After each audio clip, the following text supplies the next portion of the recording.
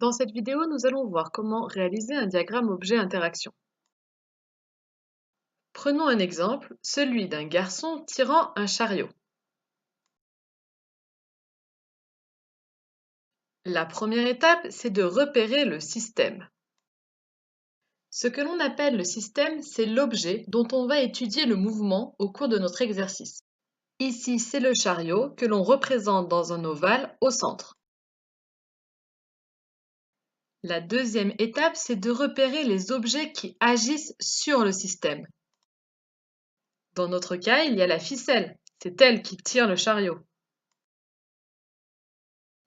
Il y a aussi le sol sur lequel repose le chariot. Et enfin, il y a la Terre qui exerce une force à distance que l'on appelle la gravitation. Cette force de gravité s'exerce sur tous les objets qui sont à proximité ou sur la Terre. On inscrit ensuite ces objets dans des ovales tout autour du système, l'ordre n'ayant pas d'importance. La troisième étape consiste à représenter les interactions par des doubles flèches. Une flèche en pointillé pour les actions à distance et en trait plein pour les actions de contact. Dans notre cas, la ficelle exerce une action de contact direct au chariot, le sol aussi est en contact direct. Par contre, la Terre, elle, exerce une force à distance que l'on représente donc en pointillé.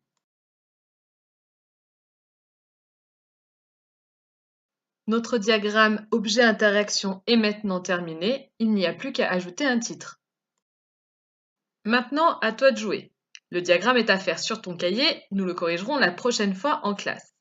C'est l'exemple de graines de pissenlit qui s'envolent. Pose-toi les bonnes questions. Choisis le système dont on va étudier le mouvement. Quels sont les objets qui agissent dessus? Et ces objets sont-ils en contact avec le système?